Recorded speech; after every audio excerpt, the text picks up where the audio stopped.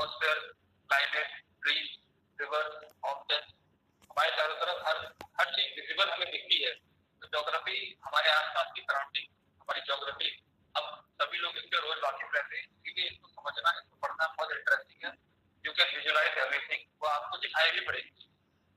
सब voice clear नहीं आ रही, कहीं कहीं आवाज जो है वो ढंग से साफ नहीं हो रही है, सब डिस्टरबेंस आ रहा है थोड़ा बहुत, उसमें वाइब्रेशन टाइप। कोमल आप अपना माइक ऑफ कर लीजिए।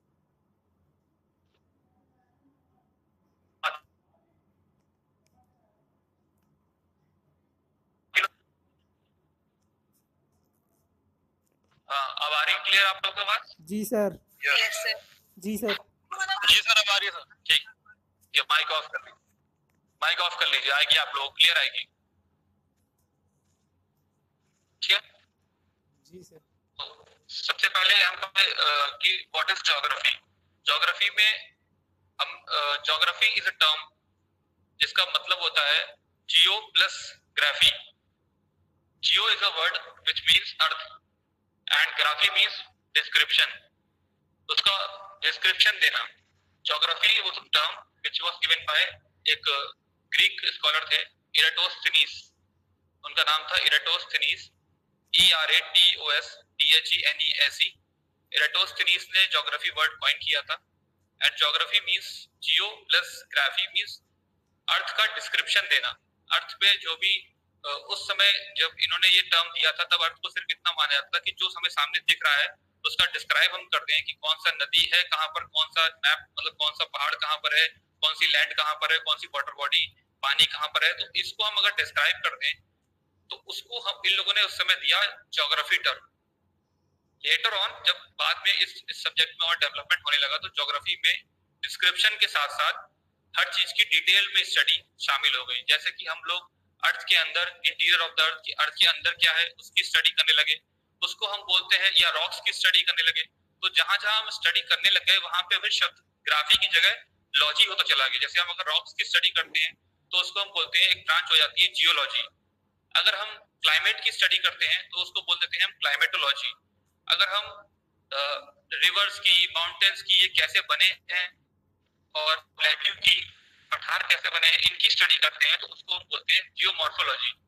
इसी तरह अगर हम क्या कहते हैं मतलब अपने बायोस्फीयर में स्टडी करते हैं तो उसको हम बोलते हैं बायोजियोग्राफोलॉजी। इस तरह जो भी हमने ब्रांचेस आगे बनाई है ज्योग्राफी के अंदर उनमें हमने लॉजी शब्द लगाना यूज कर दिया। तो मेरा मतलब ये है कि ज्योग्राफी एक बहुत बड़ा टर्म है, उसकी बहुत सारी ब्रांचेस हैं और इन सभी ब्रांचेस में हम जब अंदर माइन्यूटली स्टडी करते हैं तो उस सब में हम डिफरेंट उसकी भी ब्रांचेस हैं उनकी स्टडी करते हैं। तो सबसे पहले आप लोगों को आज ये क्लियर हुआ हो कि ज्योग्राफी का मतलब क्या होता है। ज्योग्राफी का सिंपल मतलब होता है कि अर्थ का डिस्क्रिप्शन देना। किसी भी एक पीस ऑफ लैंड है या अर्थ है उसका डिस्क्रिप्शन देना। ठीक है, अब आज हम लोग बिल्कुल बेसिक स्टार्ट कर रहे हैं कि ज्योग्राफी में हम लोग पहले अर्थ का जो शेप है उसको समझते हैं। अर्थ का शेप स्फेरिकल बोला जाता है। अगर आपको क्वेश्चन लगाने को आता है कि अर्थ का शेप क्या है, उसमें अगर वर्ड है स्फीयर तो स्फीयर उसका शेप है, बट उसके जो नॉर्थ और साउथ पोल्स हैं वो थोड़े से फ्लैटेंड है, दबे हुए हैं। एग्जैक्ट वो बॉल की तरह या बॉल की तरह स्फीयर शेप में नहीं है, उसके नॉर्थ और पोल साउथ पोल पर वो फ्लैटेंड है और इसी वजह से उसको एक वर्ड दिया गया है, स्पेशल शेप दिया गया है अर्थ को, GEOID, जियोइड बोलते हैं उसको, उस शेप को। अर्थ के शेप को जियोइड वर्ड दिया गया है, एग्जैक्ट शेप, या ऑब्लेट स्फेरॉइड शब्द भी बोलते हैं उसको। आशीष जी मैं 1 मिनट आपका लेना चाहूंगा। सर जय सर। जी जय। पार्टनर हुआ, मुझे लग रहा है आज कुछ लिंक में कंफ्यूजन था शायद, इस वजह से शायद कुछ दिक्कत हुई है। और सर मैं आशीष जी का इंट्रोडक्शन दे दूं, बस उसके बाद मैं इस क्लास को लीव कर जाऊंगा क्योंकि आज आपकी पहली क्लास है। सर आप जो है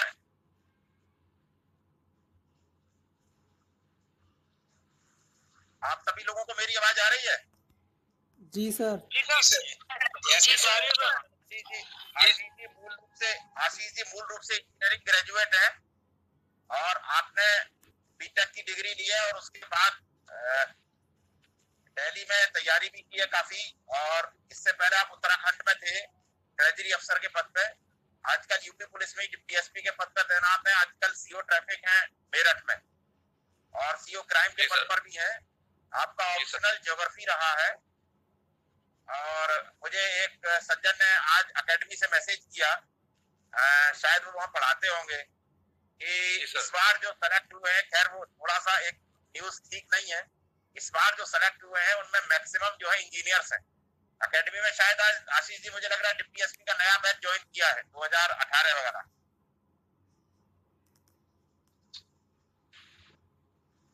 आवाज आ रही है मेरी? Yes sir.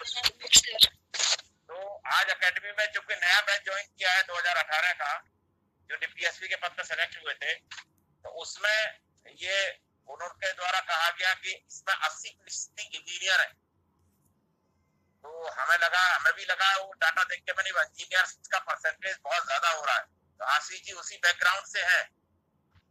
मेरा आपसे कहना यह है कि बेसिकली वो जो इंजीनियर्स हैं वो इंजीनियरिंग सब्जेक्ट से सेलेक्ट नहीं हुए, वो सारे के सारे ह्यूमैनिटीज के सब्जेक्ट से सेलेक्ट हुए, हिस्ट्री से, ज्योग्राफी से, सोशियोलॉजी से, पब्लिक एडमिनिस्ट्रेशन से, पॉलिटिकल साइंस से। रीजन ये है कि engineer is a better planner. वो जो कि प्लानिंग एंड प्रोजेक्शन बहुत अच्छा कर लेते हैं, इमेजिनेशन बहुत अच्छा कर लेते हैं। मैथमेटिक्स जो सब्जेक्ट है वो पूरा इमेजिनेशन पे ही बेस्ड है, उसमें पढ़ाया जाता है ना माना के, तो आपको ब्रेन में उस सबको इमेजिन करना है, सारे फॉर्मूले जितने भी फॉर्मूली है उन सबको इमेजिन करना है और उसको आंसर में लगाना है। ह्यूमैनिटीज का जो रिप्रेजेंटेशन घट रहा है, यानी आर्ट साइड के स्टूडेंट जो सेलेक्ट नहीं हो पा रहे हैं, मैंने जो इसका कारण देखा, मैं यूपीएससी की पिछले 5 साल की रिपोर्ट भी देख रहा था 2-3 दिन से, जो यूपीएससी हर साल अपनी रिपोर्ट संसद में पेश करती है, उसमें भी मैंने देखा कि ज्योग्राफी का जो सिलेक्शन रेशियो है वो लगभग 5.5% के आसपास है। हिस्ट्री का भी ऐसा ही है।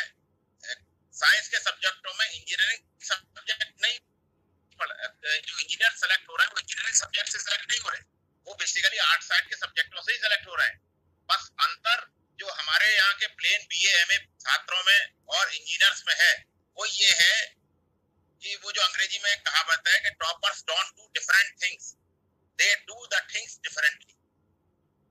जो बढ़िया काम करते हैं वो कोई अलग काम नहीं करते, बस उसी काम को अलग ढंग से करते हैं। तो मुझे लगा कि मैं इस चीज को आपको शेयर करूं। तो इसमें कोई भी डिमोरलाइज होने की जरूरत नहीं है। बस आपको देखिए, इस ग्रुप में आशीष जी और एक हमारे साथी और है प्रवीण सिंह, जिनके अब क्लास नहीं हुआ है।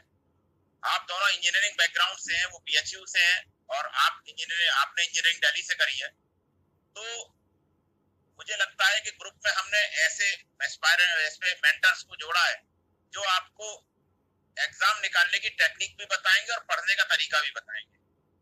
ह्यूमैनिटीज के बच्चों के साथ सबसे बड़ा ड्रॉबैक यही है कि वो इतिहास को रटना चाहते हैं, ज्योग्राफी को रटना चाहते हैं।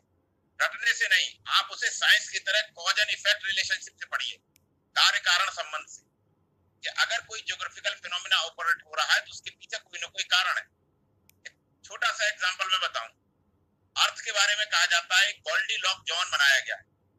एस्ट्रोनॉमर्स का कहना है अगर ये गोल्डी लॉक जोन में ना होती तो यहाँ कभी लाइफ ना होती, क्योंकि अगर मरकरी पे लाइफ नहीं है, वीनस पे भी लाइफ नहीं है, मार्स पे भी लाइफ नहीं है, क्योंकि अर्थ सन के इतना पास भी नहीं है कि ज्यादा गर्म हो और दूर भी नहीं है कि ठंडी हो जाए। आप सोचें कि नेपच्यून पर, आप सोचें कि वीनस पे, आप सोचें कि जुपिटर पर, से बंद कर दीजिए, जुपिटर पर लाइफ होगी, ऐसा नहीं है, क्योंकि वो इतने ठंडे हैं कि वहां लाइफ एग्जिस्ट ही नहीं कर सकती। तो ये चीज एक ज्योग्राफिकल फिनोमेना है, लेकिन इसका एक कारण है कि अर्थ का गोल्डी लॉक जोन में होना। अब गोल्डी जोन जो है वो आपको मालूम होना चाहिए, यही है, यही नहीं कि भाई अर्थ पे जीवन है, कोई पूछे क्यों है, तो आपके पास एक लॉजिकल एक्सप्रेशन उसका होना चाहिए। आशीष जी ने काफी सफलता अर्जित करी है और उन्होंने मेरी रिक्वेस्ट को माना, मैं उन्हें बहुत धन्यवाद देता हूँ। आज के जमाने में बहुत सारे जो आज का समाज का व्यू हो गया है, सेलेक्ट तो बहुत ज्यादा लोग होते हैं लेकिन दूसरों का हाथ पकड़ के खींचने वाले बहुत कम होते हैं। आशीष जी ने मेरी इस रिक्वेस्ट को माना, मैं उनका बड़ा अनुग्रहित हूँ और क्योंकि आपने लेटेस्ट कंपटीशन निकाले और एक नहीं कई कंपटीशन निकाले हैं और टॉप रैंकर रहे हैं और ज्योग्राफी के बड़े अच्छे मर्मज्ञ हैं। आशीष जी, ज्योग्राफी के बारे में मेरे एक साथी थे जो मेरे साथ ही मेंस दिया करते थे यूपीएससी का 97-98 में। एक बार जब मैंने उनसे जिक्र किया तो मुझसे बोले, यार मेरे को तो जो नॉलेज है वो बाबा आदम के जमाने की है, अब तो बहुत एडवांस हो गई है। तो हमने उनकी बात कहना, बात तो बिल्कुल सही है, यद्यपि ज्योग्राफी पढ़ाते हैं वो, लेकिन उनका कहना है भाई जो आपको नॉलेज है वो उन्हें नहीं हो सकती क्योंकि वो एकेडमिक है, आप कंपटीशन दे के आए। तो इंजीनियरिंग बैकग्राउंड प्लस ज्योग्राफी पढ़ाना। एक चीज और बताऊं मैं आपको, एक अनअकैडमी करके कोई प्लेटफॉर्म है, उसमें जो ज्योग्राफी पढ़ाते हैं वो भी बीटेक ही है। तो मेरा कहने का मतलब ये है कि आपको बहुत अच्छे से समझाएंगे, इसके साथ साथ ज्योग्राफी की जितनी भी क्वेरीज है वो भी शांत करेंगे और उम्मीद यही है कि आप सभी आशीष जी के मार्गदर्शन में अच्छी सफलता अर्जित करेंगे। आशीष जी, आपको बहुत बहुत धन्यवाद। और जैसा आपने प्रॉमिस किया वीक में एक क्लास।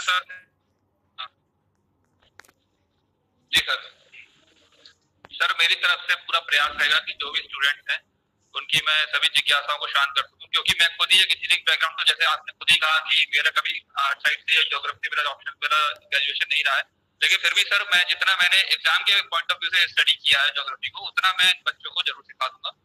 और इतना मैं जरूर सिखा दूंगा कि ये एग्जाम में अच्छा स्कोर भी कर लें और प्रीलिम्स और मेंस में अच्छी ज्योग्राफी लिख लें या टिक भी कर लें ऑप्शनल उनके जो भी क्वेश्चंस आते हैं ऑब्जेक्टिव।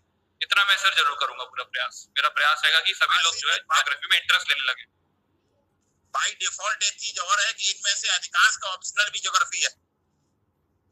अच्छा, थैंक यू, बहुत अच्छी, तो अच्छी बात है सर। और क्या, ज्योग्राफी और इन लोगों का ऑप्शनल भी है तो ये तो और अच्छी बात है सर। तो धन्यवाद बहुत बहुत। इसमें मेजॉरिटी में जो बच्चे हैं जो एस्पायरेंट हैं वो बेसिकली रूरल एरियाज के हैं, वीकर सेक्शंस के हैं, इकोनॉमिकली वीकर हो, सोशली वीकर हो, एजुकेशनली वीकर हो, यही कोशिश की गई है। आपको मैं पूरा धन्यवाद देते हुए इस क्लास से सर मैं ठीक है सर, आप चाहे क्लास में बने रहे सर। अरे भैया मैं ऑफिस में बैठा हुआ हूँ, ऑफिस का काम निपटा रहा हूँ। पुलिस में आप जानते ही हैं क्या स्थिति रहती है, हफ्ते में एक दिन आपका चाहिए बस, हमें इतनी आपसे रिक्वेस्ट है बस। ठीक है सर, मैं शुरू करता हूँ क्लास अपनी। Okay, thank you sir. Thank you.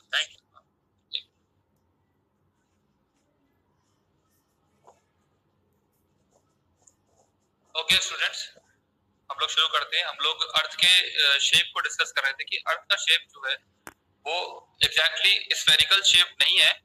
अर्थ का शेप उसको एक वर्ड ही दिया गया है जो कि ज्योग्राफी से ही उसका GEO करके आगे का जो पहले 3 शब्द हैं GEO उसमें ID लगा दीजिए, जियोइड।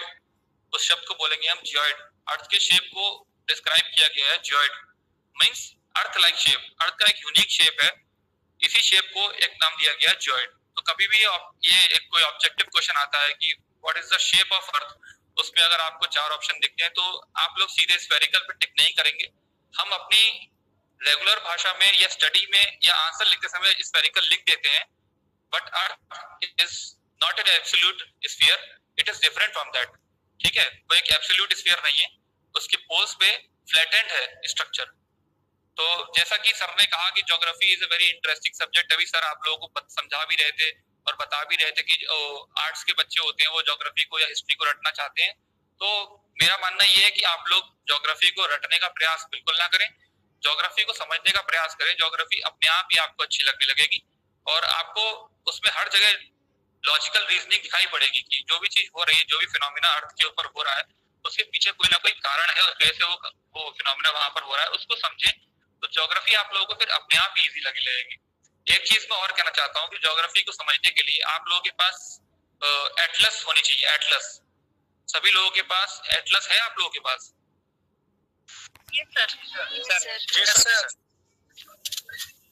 ओके, जिन लोगों के पास एटलस नहीं है वो लोग ऑक्सफोर्ड की एटलस, ऑक्सफोर्ड स्कूल एटलस जो आती है, ऑक्सफोर्ड स्कूल एटलस, वही एटलस आप लोग परचेज कर लीजिए। जिनके पास एटलस नहीं है, कम एक एटलस होती तो उससे आपको ज्योग्राफी पढ़ने में और ज्यादा आसानी होती है। नेक्स्ट टॉपिक की तरफ हम बढ़ेंगे अब। ज्योग्राफी में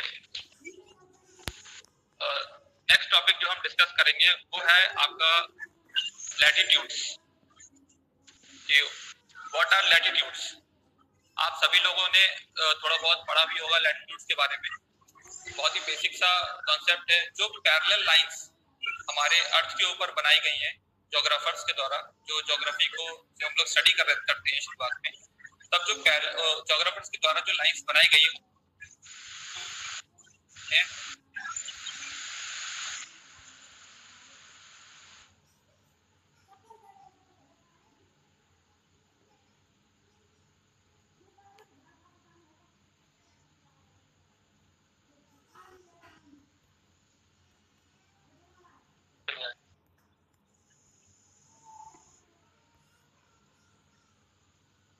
सेंटर दिखाई पड़ेगा, उस सेंटर से लाइन, ठीक है, तो उसको हम imaginary line running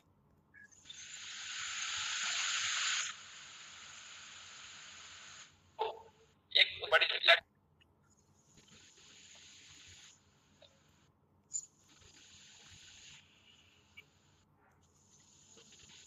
Sir, you are not audible. Sir आपकी आवाज क्लियर नहीं हो रही है। सर आपकी आवाज साफ नहीं आ रही है। मेरी आवाज क्लियर नहीं है? अब क्लियर है? जी sir. Yes sir. Now you are audible sir. Okay, मैं लैटिट्यूड के बारे में डिस्कस कर रहा हूँ, फिर से डिस्कस कर लेता हूँ। अर्थ के ऊपर अगर हम सर्कुलर लाइंस बनाएं, ओके, सर्कुलर लाइंस अगर हम बनाते हैं अर्थ के ऊपर, तो उन सर्कुलर पैरेलल लाइंस को हम बोलते हैं लैटिट्यूड्स। इनको हम डिग्री में मेजर करते हैं। अगर आप एक बॉल को लेंगे, स्फीयर को लेंगे, और उसके ऊपर आप पैरेलल लाइंस खींचेंगे, और उसके बाद एक लाइन उसके ऊपर खींचेंगे, एक लाइन और ऊपर खींचेंगे, और पूरी बॉल के ऊपर आप पैरेलल लाइंस खींचेंगे, सर्कुलर लाइंस खींचेंगे, उन लाइंस को हम बोलेंगे लैटिट्यूड्स। ठीक है, तो सेंटर में जो लैटिट्यूड है वो 0 डिग्री लैटिट्यूड है। उसके बाद आप जैसे जैसे उससे अर्थ को आप 2 स्फीयर में डिवाइड कर सकते हैं। अगर आप नॉर्थ की तरफ चलेंगे तो 2 लाइन आप बनाएंगे, उसको बोलेंगे नॉर्थ लैटिट्यूड, और आप साउथ में जो लाइन बनाएंगे उसको बोलेंगे हम सदर्न लैटिट्यूड्स। ओके,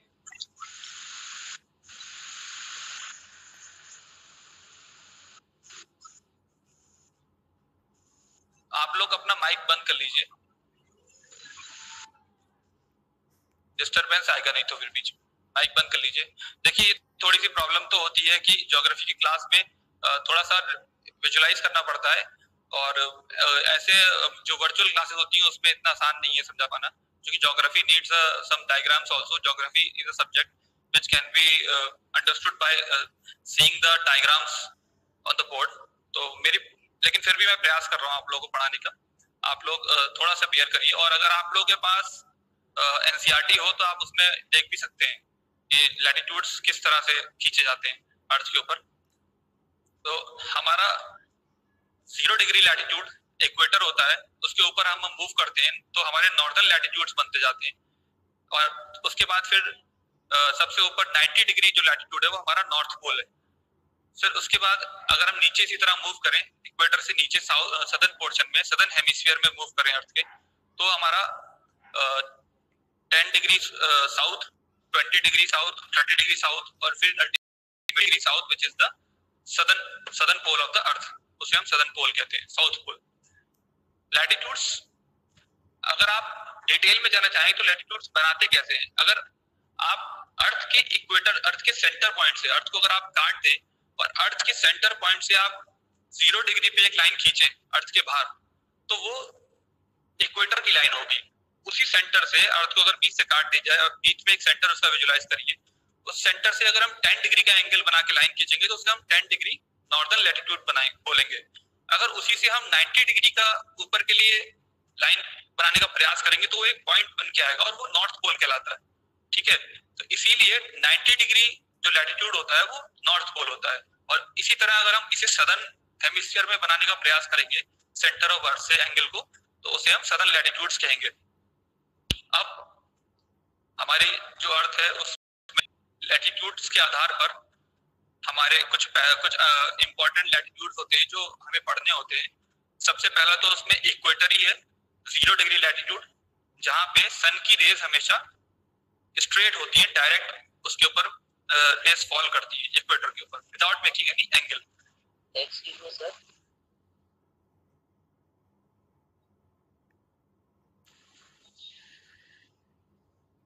हेलो, कुछ कह रहा? जी सर, मैं सर ये कहना चाह रहा था कि सर आप एक ग्लोब के माध्यम से अपने हाथ में लेके समझा दीजिए, ताकि यहाँ बहुत सारे जो एस्पिरेंट हैं वो न्यू हैं, उनको ऐसे बोलने के समय समझ में नहीं आएगा कि मैप पे कहाँ पे लॉन्गिट्यूड है, कहाँ पे लैटिट्यूड है, कहाँ पे इक्वेटर है, कहाँ पे कैंसर है, कहाँ पे ये सारी जो लाइन्स हैं, ये सारी चीजें हैं, एक बार में समझ में आ जाएंगी, इनकी कॉन्सेप्ट भी क्लियर हो जाएगा। यदि आपके पास इस समय ग्लोब हो तो या मैप हो।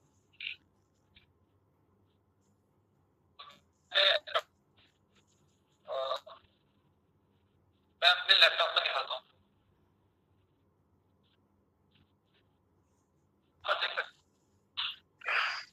सर आ रहा है सर, लैपटॉप पर दिखाई पड़ रहा है आपको फोटो इसका? Yes sir. Yes sir. Sir आप ऐसे ही बताइए सर, सबके पास मैप तो होंगे और तो जानते ही सर, ऐसे ही बताइए, आप बहुत अच्छा समझ में आ रहा है, कोई दिक्कत नहीं हो रही है। कोई दिक्कत नहीं है, वैसे नहीं हो सकता ना यहाँ। अच्छा सुनिए, ये जो आपको इम्पोर्टेंट लैटिट्यूड के बारे में पढ़ा रहा हूँ, ये आपकी एनसीईआरटी है और तो जो सेंटर में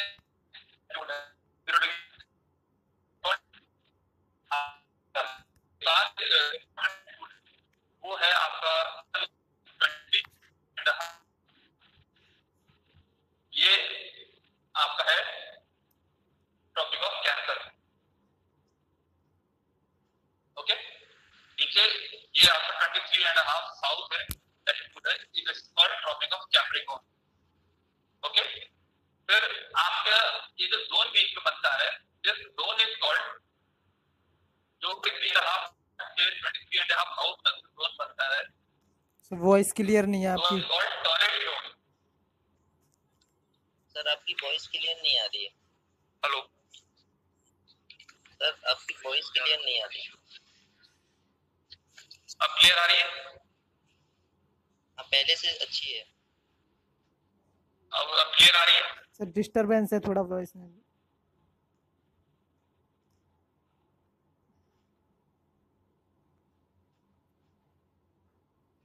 हाँ अब क्लियर है? जी सर। तो अब क्लियर है? जी सर। ओके, तो अब आप सुन पा रहे हैं मेरी बात ना? अब तो क्लियर है? जी सर। जी सर। हाँ तो सही, हाँ बंद कर लीजिए। अब जो आप नॉट से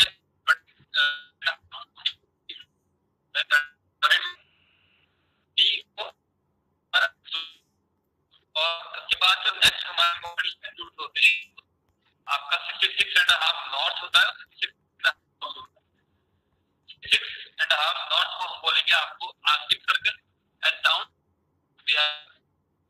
सर वॉइस क्लियर नहीं है। आवाज नहीं आ रही है क्लियर।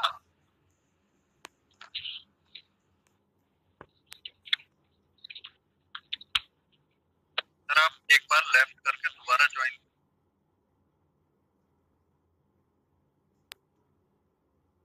हम लोग आवाज क्लियर है? जी सर। क्लियर हो जाती है सर, फिर प्रॉब्लम। सर जैसे आप बोलते हैं कि मेरी आवाज क्लियर है, तो आवाज के उस टाइम क्लियर होती है, लेकिन थोड़ी देर बाद वो एज इट इज सेम पहले जैसी हो जाती है। ओके, मैं दोबारा स्टार्ट।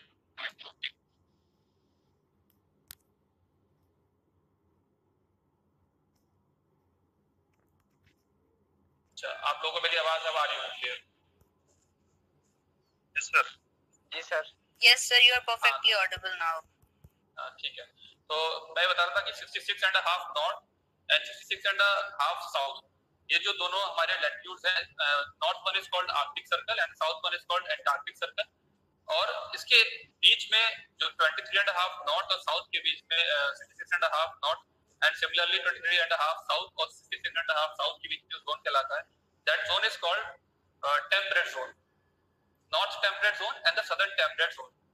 देन उसके अबव जो हमारा पोलर रीजन है 66.5 नॉर्थ से लेकर 90 डिग्री नॉर्थ तक, नॉर्थ पोल तक, that is called frigid zone, दोनों साउथ पोल में भी और नॉर्थ पोल में भी, that is called frigid zone. इसके आगे हम लोग बढ़ते हैं हम लोग, तो इनको जो नाम दिए गए हैं टॉरिड जोन, टेम्परेट जोन और frigid zone, these names are been given, इनको ये नाम दिए गए हैं depending on the amount of heat they are receiving. जो 23.5 है और पहला जो इंपॉर्टेंट लैटिट्यूड है हमारा नॉर्थ और साउथ में, वहां पे मैक्सिमम हीट रिसीव होती है उस जोन में, इक्वेटर वाले जोन में। तो ये पूरा जोन यहाँ से लेकर यहाँ तक, इस जोन को हम बोलते हैं टॉरिड जोन। उसके ऊपर जैसे ही हम जाते हैं तो सन रेज जो है 23.5 के बाद बहुत ज्यादा स्लांट हो जाती है, उनका एंगल ज्यादा बढ़ जाता है, तिरछा हो जाता है, तो उस जोन में उससे कंपैरेबल कम हीट पहुंच पाती है, इसीलिए हम उसको बोलते हैं टेम्परेट जोन बोलते हैं उसको। इसी हीट डिफरेंस की वजह से हमारी अर्थ पे जो है टेम्परेचर डिफरेंस क्रिएट होता है, उससे प्रेशर डिफरेंस फिर क्रिएट होता है, जिसकी वजह से हमारी अर्थ के ऊपर विंड सिस्टम या जो हवाएं चलती हैं वो क्रिएट होती हैं। उसके बारे में हम लोग बाद में स्टडी करेंगे। उसके बाद अगर आप लोग देखें तो 66.5 के बाद जो हमारी सनरेज पहुंच पाती है, एक तो उनमें डिस्टेंस बहुत बढ़ जाता है और एंगल इतना ज्यादा हो जाता है कि उनको पहुंचने में बहुत टाइम लगता है और उनकी इंटेंसिटी भी कम होती जाती है, इसलिए उसको हम बोलते हैं फ्रिजिड जोन। फ्रिजिड जोन जो कि आप ये मान सकते हैं कि यहाँ पर आइस ही आपको मिलेगी एंड टेम्परेचर बहुत ही मतलब 10 डिग्रीज भी हार्डली कभी ईयर में उसमें पहुंचता है, तो यहाँ पे आपको आइस ही मिलेगी, तो ये that region is called frigid zone. उसके बाद हम लोग नेक्स्ट डिस्कस करेंगे लॉन्गिट्यूड्स के बारे में। अब लॉन्गिट्यूड्स जब हमारे ज्योग्राफर्स खींच रहे थे, तो जहां पर उस समय जिस ज्योग्राफी का जो सेंटर हुआ करता था ज्योग्राफर्स का, वो हमारे लंदन में एक जगह पड़ती है ग्रीनविच, तो उन्होंने ग्रीनविच को ही जो है सबसे पहले 0 डिग्री लॉन्गिट्यूड उन्होंने सिलेक्ट किया, जो एक लाइन यहाँ से निकल के सीधी लाइन उन्होंने पहले बनाई जो north pole to south pole जा रही है।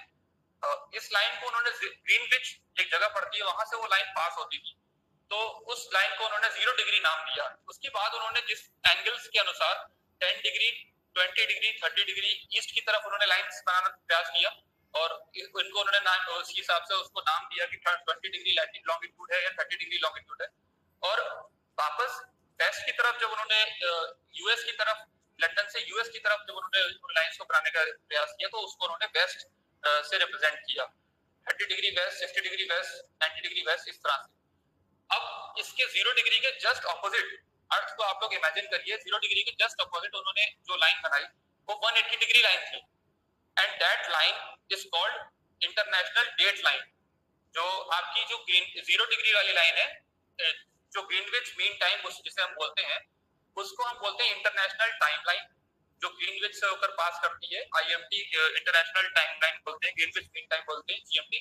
और जो 180 डिग्री की लाइन है जो उसके पीछे दिखाई पड़ती है अर्थ की, ये वाली लाइन जो है इसको बोलते हैं इंटरनेशनल डेट लाइन। ये लाइन पीछे से ये भी 0 डिग्री कह सकते हैं लेकिन 180 डिग्री है, और ये पीछे से ओशन के रास्ते होते हुए निकलती है।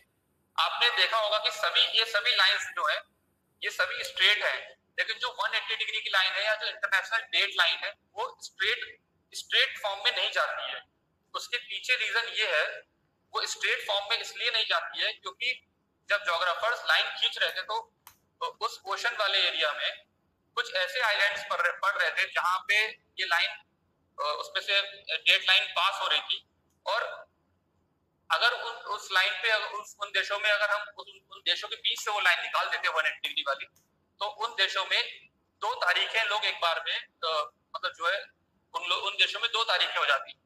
उसको ऐसा समझते हैं कि जब हमारा सन राइज करता है तो जो जापान है या जो सबसे पहले जापान को बोलते हैं land of the rising sun, उस तरफ से सन राइज करता है तो उधर से डेट शुरू होती है हमारी।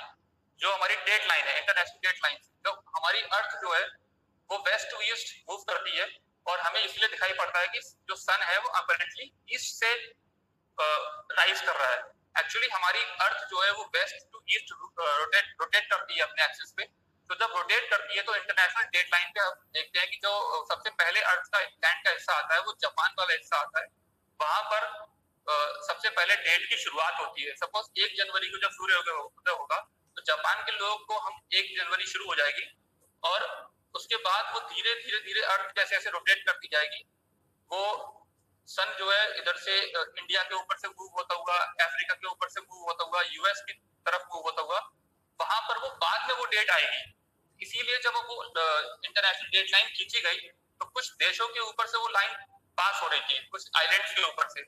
इस वजह से उस लाइन को सीधा ना खींच के, क्योंकि हमें डेट लाइन वहां से बनाना था, तो हमने कुछ ओशंस में जो आइलैंड है उनकी वजह से उस डेट लाइन को हमने जगह जगह से मतलब उसको हमने उसका रास्ते को बदला है, इसलिए वो स्ट्रेट लाइन की फॉर्म में ना होके जगह जगह उसमें बेंड्स है लाइन में। आप लोग ये रीजन समझ गए होंगे मेरा कि जो इंटरनेशनल डेट लाइन है वो क्यों स्ट्रेट नहीं खींची गई है। अगर हम किसी देश में से वो डेट लाइन पास कर देते वहां पर 180 डिग्री वाली, तो एक ही देश में एक समय पे 2 डेट रात के 12 बजे हो जाती। जो गेटिंग माय पॉइंट, आप लोग इसको थोड़ा सा पढ़ेंगे अपनी तरफ से तो आपको और समझ में आएगा। तो लॉन्गिट्यूड्स आर वेरी इंपॉर्टेंट हमारे ज्योग्राफी के अंडरस्टैंडिंग, किसी प्लेस की समझने के लिए हमें लैटिट्यूड्स और लॉन्गिट्यूड्स दोनों की जरूरत पड़ती है। उसके बाद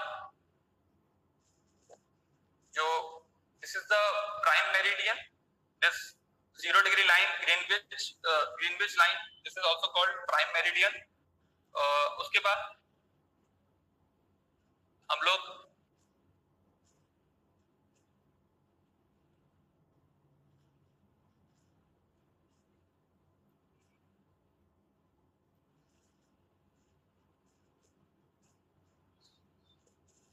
अब हम लोग इस लॉन्गिट्यूड की सहायता से टाइम कैसे कैलकुलेट करते हैं। हम सभी जानते हैं कि हमारी अर्थ 360 डिग्री रोटेट कर जाती है 24 आवर्स में।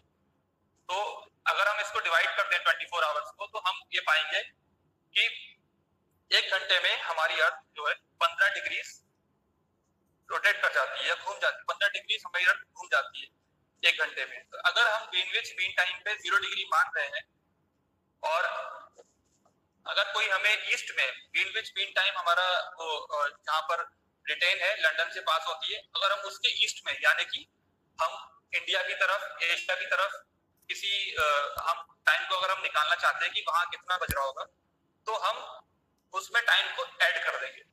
ओके, हम उसको टाइम को ऐड कर देंगे। जैसे सपोज 0 डिग्री लाइन से अगर हम 90 डिग्री ईस्ट में अगर हम टाइम को निकालना चाहते हैं, तो 90 डिग्री का मतलब ये होता है कि 1 घंटे में 15 डिग्री, 2 घंटे में 30 डिग्री, इसी तरह से आप डिवाइड करके निकाल सकते हैं। 90 डिग्री अगर हम ईस्ट में अगर टाइम निकालना चाहते हैं तो वो हुआ आपका 6 आवर्स। तो आप उसमें 6 आवर्स जोड़ दीजिए, यानी कि अगर 12 बज रहे हैं दोपहर के ग्रीनविच मीन टाइम पे और ईस्ट में 90 डिग्री ईस्ट में हम उस समय टाइम निकालना चाहते हैं, तो उसको हम ऐड कर देंगे तो वी विल गेट आंसर शाम के 6 बजे। I think you are getting my point. अगर हम इसी तरह टाइम को वेस्ट में निकालना चाहते हैं, ग्रीनविच मीन टाइम से अगर हम लंदन से वेस्ट में यानी कि यूएस में, कनाडा में या फिर साउथ अमेरिका में निकालना चाहते हैं, तो हम उस टाइम को माइनस कर देंगे। जैसे अगर ग्रीनविच मीन टाइम पे दोपहर के 12 बज रहे हैं और अगर हम 60 डिग्री वेस्ट में यानी कि यूएस की तरफ अगर हम टाइम निकालना चाहते हैं, तो हम 60 डिग्री यानी कि 4 घंटे, 60 डिवाइडेड बाय 15, 15 डिग्री 1 घंटे में मूव होती है, तो 60 डिवाइडेड बाय 15, 4 घंटे हम उसमें से माइनस कर देंगे, यानी कि वहां पे टाइम पीछे चल रहा हो, वहां पर सुबह के 8 ही बजे होंगे। तो इस तरह के क्वेश्चंस हमारे यूपीएससी के प्रीलिम्स में या स्टेट पीसीएस के प्रीलिम्स में ये हमारे क्वेश्चंस पूछे जाते हैं कि अगर ग्रीनविच पे हमारा ये टाइम हो रहा है तो उसके ईस्ट में या वेस्ट में हमारा कितना टाइम हो रहा होगा, उसके ऑप्शंस आपको दिए जाएंगे and you have to calculate the time. तो मुझे लगता है कि अगर आप लोग इसको पढ़ लेंगे एक बार, तो आप सभी लोग जो है इसको टाइम को आप निकाल पाएंगे ईस्ट और वेस्ट में। फिर हम लोग बात करते हैं कि हमारे देश में हमने 82 डिग्रीज एंड हाफ को इंडियन स्टैंडर्ड टाइम या इंडियन स्टैंडर्ड मेरिडियन क्यों चूज किया है? अगर हम अपने इंडिया के मैप को देखें तो जो हमारा वेस्ट में जो द्वारका वाला जो कोस्ट है, ये वाला कोस्ट, और ईस्ट में हमारा ये अरुणाचल प्रदेश से लाइन जाती है, यहाँ पे 97 डिग्रीज ईस्ट में है और वेस्ट में हमारी जो एक्सटेंट है वो लगभग 68 डिग्रीज है। हालांकि पूरा इंडिया एज ए सब कॉन्टिनेंट आप देखेंगे कि 0 डिग्री से ईस्ट में ही पड़ता है। 0 डिग्री ग्रीनविच मीन टाइम जो है या 0 डिग्री लॉन्गिट्यूड जो है, हमारा पूरा इंडिया 68 से 97 ईस्ट के बीच में ही पड़ता है। तो अगर आप 68 और 97 को ऐड करके 2 से डिवाइड कर देंगे तो जो आपको बीच में मेरिडियन निकल के आएगी वो आएगी 82 degrees and half. 82 degrees and half east में इंडिया ने अपना स्टैंडर्ड टाइम जोन बनाया है। इसका मतलब ये है कि इंडिया में जो भी टाइम होंगे वो 82 डिग्रीज एंड हाफ के हिसाब से चलेंगे। चाहे वो आदमी अरुणाचल में रह रहा हो, चाहे वो आदमी गुजरात में रह रहा हो, चाहे वो आदमी तमिलनाडु में रह रहा हो, चाहे वो आदमी जम्मू एंड कश्मीर में रह रहा हो, उन सभी के लिए जो है एक ही टाइम जोन चलेगा 82 डिग्रीज एंड हाफ। इंडिया में केवल एक ही टाइम जोन है और इसको अगर हम 82 डिग्रीज एंड हाफ को अगर हम ग्रीनविच मीन टाइम के हिसाब से अगर हम कैलकुलेट करें तो that comes out to be 5.5 घंटा, 5 hours 30 minutes। ओके, हमारा जो देश का टाइम है वो ग्रीनविच मीन टाइम से 5.5 घंटे आगे चलता है। अगर ग्रीनविच मीन टाइम में अगर इस समय दोपहर के 12 बज रहे हो तो हमारे यहाँ शाम के 5:30 बज रहे हो। ये हमारा टाइम ऐसे कैलकुलेट होता है। कुछ देशों में जैसे कि रशिया है, वहां पर क्योंकि उनका कॉन्टिनेंटल जो साइज है वो लैंडमास उनकी बहुत बड़ी है तो वो अपने एक ही टाइम जोन को फॉलो नहीं कर सकते। अगर वो एक ही टाइम जोन को फॉलो करेंगे रशिया या यूएस वगैरह तो उनके यहाँ लोगों को बहुत परेशानी होगी। यहाँ पर जैसे सुबह यहाँ भी हमारे देश में भी ये कॉन्फ्लिक्ट चलते रहते हैं कि असम के लोग बोलते हैं कि आपने 8 बजे का या 9 बजे का या 10 बजे का ऑफिस टाइम रख रखा है, लेकिन हमारे यहाँ तो सुबह 4 बजे ही दिन निकल आता है तो हम 10 बजे क्यों जाएं? हमारा दिन छोटा हो जाता है 10 बजे जाने से। हम आपके यहाँ जब शाम होती है तो हमारे यहाँ 2 घंटा पहले ही शाम हो जाती है। हमारे यहाँ देश में ये लड़ाइयाँ जो नॉर्थ ईस्टर्न स्टेट्स हैं, स्पेशली असम और जो गुजरात है, उसमें डिफरेंस है टाइम का कम से कम 2 घंटे का या 2.25 घंटे का डिफरेंस है। गुजरात में बाद में होगा दिन, असम में पहले हो जाएगा, 2 घंटा पहले ही दिन हो जाएगा। तो उनका कहना यह है कि हमारे ऑफिस टाइम्स या हमारे स्कूल्स के टाइम उस हिसाब से होना चाहिए, लेकिन हमारे देश में जो टाइम्स फॉलो होते हैं वो फिर स्टैंडर्डली हम सब लोग फॉलो करते हैं कि 7 बजे या 8 बजे या 9 बजे हमारे ऑफिस खुलेंगे। ये एक कॉन्फ्लिक्ट रहता है। तो इस तरह अगर रशिया में देखा जाए तो वहां पे I am not pretty sure, मैंने पढ़ा नहीं काफी, वहां पर करीब 11 टाइम जोन है रशिया में, जितना मुझे याद आ रहा है। और उनका कंट्री इतना बड़ा है तो उन्होंने अलग अलग टाइम जोन बना रखे हैं, 11 टाइम जोन है। एक ही देश के अंदर आप ये मान के चलिए कि वो कई देश बना के ट्रीट कर रहे हैं उसको, और उन्होंने 11 टाइम जोन अलग अलग अपने स्टेट्स के हिसाब से बना रखे हैं। हमारे देश में ऐसा नहीं है, हमारे पास सिर्फ एक ही टाइम जोन है and that is 82 degrees and half east. ये हमारा टाइम जोन है। इसके बाद मैं आप लोगों को ये होमवर्क देना चाहूंगा कि आप लोग नोट कर लीजिए। पहले तो आप लोग आज ये स्टडी कर लीजिए कि जो इक्वेटर है हमारे अर्थ पे जो पास होता है, आप लोग एटलस खोलिए। इक्वेटर जो हमारे अर्थ पे पास होता है वो किन देशों से पास होता है, आप लोग उसकी लिस्ट बनाएंगे और एक बार देखेंगे कि किस किस कॉन्टिनेंट से पास हो रहा है और किस किस कंट्री से पास हो रहा है, लिख लीजिए। और किस किस इंपॉर्टेंट सिटी से पास हो रहा है या किस किस इंपॉर्टेंट सिटी कैपिटल सिटी से पास हो रहा है, ऐसे समझ लीजिए किस किस इंपॉर्टेंट कैपिटल सिटी से इक्वेटर हमारा पास हो रहा है। एक तो आप लोग ये देख लीजिए। दूसरा आप लोग ये स्टडी कर लीजिए एटलस पे कि हमारे ट्रॉपिक ऑफ कैंसर यानी कि 23.5 नॉर्थ डिग्री की जो लाइन है वो कौन सी कंट्रीज से पास हो रही है और कौन सी कॉन्टिनेंट से पास हो रही है और किस किस कैपिटल सिटी के वो से पास हो रही है या कैपिटल सिटी के नियरेस्ट है। इसी तरह आप लोग ट्रॉपिक ऑफ कैप्रिकॉर्न यानी कि जो आपकी मकर रेखा है 23.5 साउथ, उसको आप स्टडी करेंगे कि किस किस कॉन्टिनेंट से, किस किस कंट्री से और किस किस कैपिटल से वो पास हो रही है। आप लोग इसको आज एटलस पे अच्छे से देखिए। उसके बाद मैं आपको बताता हूँ कि आप लोग लॉन्गिट्यूड्स के को देखना शुरू करिए मैप पे। लॉन्गिट्यूड को आप लोग देखिए कि वो ग्रीनविच मीन टाइम जो 0 डिग्री लॉन्गिट्यूड आपको मैं पढ़ा रहा हूँ, 0 डिग्री लॉन्गिट्यूड ऊपर से नीचे तक जब जाती है तो वो यूरोप से, अफ्रीका से, वो कौन से देशों से पास होकर जाती है, और दूसरा वो कौन से कैपिटल सिटीज से पास होकर निकलती है, ग्रीनविच मीन टाइम। आप लोग इसको भी देख लीजिए। फिर उसके बाद आप लोग देखिए कि जो इंडियन स्टैंडर्ड मेरिडियन है 82 डिग्रीज एंड हाफ ईस्ट जो है, वो इंडिया के किन किन इंपॉर्टेंट राज्यों से पास होकर निकलती है, और इंडिया की कौन सी कैपिटल सिटीज हैं जो स्टेट्स की जो उसके आसपास पड़ती हैं, हमारी इंडियन मेरिडियन के आसपास, तो किन किन स्टेट से पास होती है और किन किन सिटीज से, इंपॉर्टेंट सिटीज से पास होती है। इसी सिमिलरली आप लोग ट्रॉपिक ऑफ कैंसर इंडिया में, tropic of cancer 23 degrees and half north India में किस किस स्टेट से पास होती है, आप लोग इसको भी एक बार देखेंगे इंडियन मैप पे वो किस किस जगह से पास हो रही है। Okay okay sir.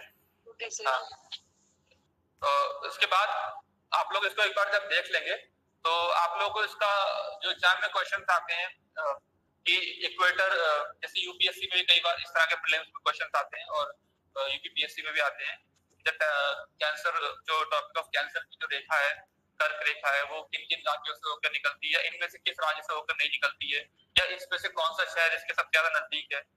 इस तरह के क्वेश्चन जो पूछे जाते हैं आप लोग उसको डील कर पाएंगे अगर आप लोगों ने इन रेखाओं के जो जिन जिन देशों से या जिन जिन कॉन्टिनेंट से ये पास करती हैं, तो डीपली आप लोग इसको तसल्ली से मैप में देख लीजिए, आप लोग ये सारे क्वेश्चंस कर पाएंगे। ये सब इंपॉर्टेंट लाइंस हैं, इसको पढ़ाने का यही सबसे इम्पोर्टेंट, इनको इम्पोर्टेंट इसलिए ही बोला जाता है क्योंकि इनसे आगे आने वाले जो हम चैप्टर्स पढ़ेंगे उसमें आपको पता चलेगा कि इनसे अर्थ का सीजन्स में डिफरेंस आता है, अर्थ के टेम्परेचर में डिफरेंस आता है। इन लाइंस को इसलिए डिमार्केट किया गया है, आने वाले चैप्टर्स में इनको आपको समझ में आएगा। Now we are moving towards next chapter जो कि चैप्टर नंबर 3 है 6th एनसीईआरटी का, उसको आप लोग मैं ब्रीफ में पढ़ाना चाहूंगा।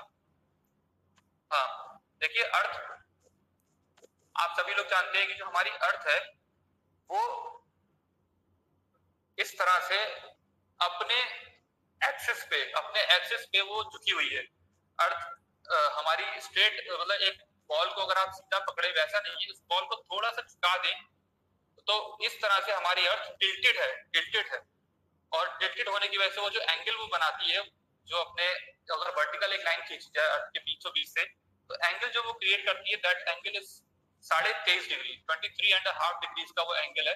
और उसका जो अर्थ का जो नॉर्थर्न पोल है वो झुका हुआ है, नॉर्थर्न पोल 23.5 डिग्री झुका हुआ है, ऐसे मान के चलिए आप। तो एक जो इम्पोर्टेंट रीजन है जिसकी वजह से हमारी अर्थ के ऊपर जो हीट डिफरेंस होता है, वो इसमें एक रीजन ये भी है कि हमारी अर्थ अपने एक्सिस पर झुकी हुई है। दूसरा पॉइंट, हमारी अर्थ अपने एक्सिस पे रोटेट करती है, रोटेट करने की वजह से हमारी अर्थ पे डे एंड नाइट मतलब क्रिएट होते हैं। अगर जो फेस यानी कि जो तरफ जो हिस्सा अर्थ का सन को फेस कर रहा होगा उस तरफ दिन होगा, जो पीछे चला जाएगा उस तरफ रात हो जाएगी। फिर तीसरी जो कंडीशन है, हमारी अर्थ जो है वो एक्सिस पे झुकी हुई है, वो रोटेट भी करती है और साथ ही साथ वो अपने सन के चारों तरफ रिवॉल्व भी करती है। वो जो उसका जो ऑर्बिट होता है उसको हम बोलते हैं इलिप्टिकल ऑर्बिट। इलिप्टिकल ऑर्बिट में वो सन के चारों तरफ रिवॉल्व भी करती है, जिसको हम बोलते हैं 365 दिन और 6 घंटा। अगर आपसे एग्जैक्टली मार्क करने को आए एग्जाम में, प्रीलिम्स में, कि हमारी अर्थ को एक चक्कर काटने में सूर्य का कितना समय लगता है, उसको आप लोग लगाएंगे 365 दिन 6 घंटा। अगर 6 घंटे वाला ऑप्शन नहीं दिया है तो ठीक है, लेकिन एग्जामिनर कभी कभी क्या करते हैं 365 डेज लिखते हैं और 365 डेज 6 आवर्स भी लिखते हैं। जनरल पार्लेंस में जब हम लोग बात करते हैं तो वो 6 घंटे को हम हटा देते हैं, लेकिन एक्चुअली अर्थ को 365 दिन और 6 घंटे अपने पूरे रेवोल्यूशन को करने में लगता है। वो 6 घंटे जब इकट्ठे होते हैं 4 साल में, तो 6 + 6 + 6 24 बनता है, और उसके बाद 4 साल बाद एक दिन एक्स्ट्रा बढ़ जाता है जिसको हम कहते हैं लीप ईयर, जिसमें 366 डेज होते हैं। तो इसलिए आप लोग इस चीज को भी बहुत माइन्यूटली ऑब्जर्व करिए कि अर्थ जो है वो 365 दिन 6 घंटा में अपना एक चक्कर काटती है। फिर जो हमारे अर्थ पे जो सीजन्स होते हैं, जो हमारे अर्थ पे विंटर आएगा, समर आएगा, स्प्रिंग आएगा, ऑटम आएगा, वो समर्स भी जो है, ये सीजन्स भी जो है अर्थ के रिवोल्यूशन की वजह से ही कॉज्ड होते हैं। जब हमारी अर्थ का इस वाले डायग्राम पे आप फोकस करिए, जब हमारी अर्थ झुकी हुई है और जो उसका नॉर्दर्न हेमिस्फीयर है, हाँ, जब हमारी अर्थ झुकी हुई है और उसका नॉर्दर्न हेमिस्फीयर सूर्य की तरफ है, सूर्य की ये सन बीच में है और नॉर्दर्न हेमिस्फीयर में वो झुकी हुई है हमारी एक्सिस पे। इस समय जो दिन होंगे नॉर्दर्न हेमिस्फीयर में बहुत लंबे होंगे और इस समय समर सीजन होगा नॉर्दर्न हेमिस्फीयर में। इसी में इस समय जो सबसे लंबा दिन आएगा उसी को हम बोलते हैं समर सॉलिस्टिस। समर सॉलिस्टिस बोलते हैं और उसकी डेट हमने रखी है 21 जून। उस दिन समर में नॉर्दर्न हेमिस्फीयर में सबसे लंबा दिन होगा। समर सॉलिस्टिस जब होता है जब सन के पोजीशन के अपरेंटली हमारी अर्थ उसके बिल्कुल लेफ्ट में यहाँ पे इस ऑर्बिट में होती है। इस जगह पर जो है हमारा जो दिन होता है वो सबसे लंबा होता है, समर सॉलिस्टिस बोलते हैं। देन अगर आप लोग इसके राइट में आएंगे, जब अर्थ हमारी यहाँ पे आ जाएगी मूव करते करते, अर्थ का मूवमेंट कुछ यूं इस तरह हो रहा है। अगर आप लोग फिर यहाँ पर आएंगे तो आप देखेंगे कि जो नॉर्दर्न हेमिस्फीयर है, अर्थ हमारी टिल्ट है, अर्थ टिल्ट होने की वजह से जो नॉर्दर्न हेमिस्फीयर है वो अब सूर्य से दूर की तरफ हो गया है और जो उसका सदर्न हेमिस्फीयर है वो सदर्न हेमिस्फीयर जो है सूर्य की तरफ उसका फेस हो गया है। तो हमें ये कहना चाहिए कि ये तो समर सॉलिस्टिस आ गया सदर्न हेमिस्फीयर का, क्योंकि जब हम इधर कह रहे हैं कि ये नदर्न हेमिस्फीयर में सॉलिस्टिस यहाँ आ रहा है, समर सॉलिस्टिस बोल रहे हैं, तो हमें यहाँ पे कहना चाहिए कि ये सदर्न हेमिस्फीयर का सॉलिस्टिस आ गया, समर सॉलिस्टिस आ गया, क्योंकि यहाँ पे जो सदर्न हेमिस्फीयर है अर्थ का दक्षिणी भाग है वो सूर्य की तरफ अपना फेस कर रहा है और जो उत्तरी भाग है वो सूर्य से दूर की तरफ जा रहा है। तो इधर लेकिन हम ऐसा नहीं बोलते हैं कि यहाँ पे समर सॉलिस्टिस आ गया है। हम नॉर्दर्न हेमिस्फीयर को ही अपना एक वो क्लासिफिकेशन का पैरामीटर बनाते हैं और हम यहाँ पर बोलते हैं कि ये विंटर सॉलिस्टिस आया है। इसकी जो डेट होती है वो होती है 22 दिसंबर। हम नॉर्दर्न हेमिस्फीयर को ही लेके चलते हैं क्योंकि कंफ्यूजन क्रिएट हो जाएगा। लेकिन अगर एग्जाम में कभी ऐसा लिख के आता है कि this 22 December is the summer solstice of southern hemisphere, तो हम उस ऑप्शन को सही मानेंगे। अगर ये लिख के आता है कि this is the winter solstice of southern hemisphere तो ये ठीक है। अगर वो दूसरा कोई ऑप्शन बनाते हैं और ये लिख देते हैं कि this is the summer solstice of southern hemisphere, क्योंकि यहाँ पे इस समय गर्मी का सीजन चल रहा है, और 22 दिसंबर को बोल देते हैं कि summer solstice of southern hemisphere, तो वो भी ऑप्शन ठीक है। क्योंकि हम अपने पढ़ाई के लिए, अपने कन्वीनियंस के लिए ऐसा रखते हैं कि हम लोग नॉर्दर्न हेमिस्फीयर को स्टडी करते हैं, तो आपको बुक्स में मिलेगा कि ये जो लोकेशन है इसमें हम बोलते हैं this is the winter solstice of northern hemisphere, और इसको इन जनरल पार्लेंस भी हम फिर विंटर सॉलिस्टिस ही बोलने लगते हैं इस लोकेशन। अब हम लोग उस टाइम की बात करते हैं अर्थ पे जब दिन और रात बराबर होते हैं। उसके लिए जो ये वाली लोकेशन है हमारी अर्थ की, इसको हम बोलेंगे इक्विनॉक्स। हमारे अर्थ के साल में 2 बार इक्विनॉक्स आते हैं, एक बार आता है स्प्रिंग इक्विनॉक्स और एक बार आता है आपको autumn equinox.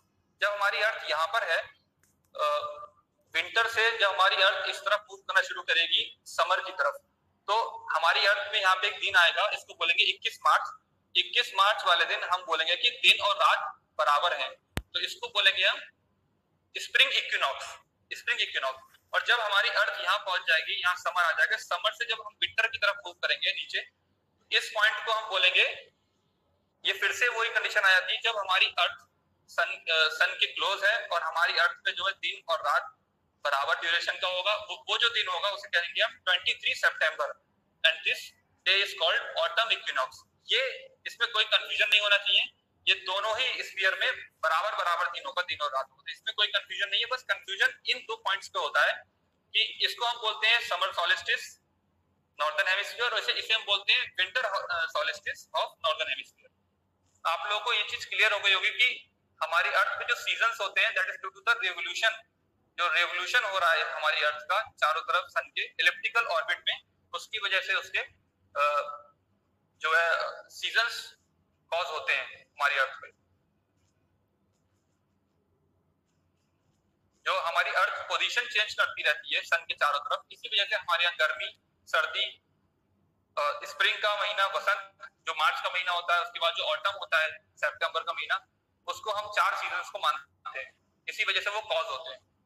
Next we move on to a next topic.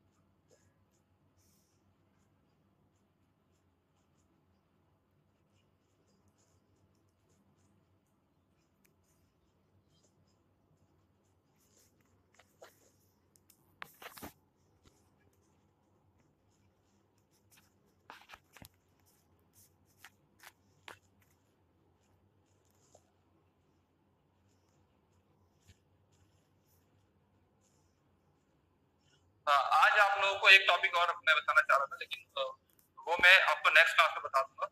बस मैं आपको थोड़ा सा उसके बारे में ब्रीफ कर दूं कि जब हम इंटरनेशनल डेडलाइन, मैं अगली बार एक डायग्राम बना लूंगा उसका, क्योंकि वो मुझे कहीं मिल नहीं रहा है आपको।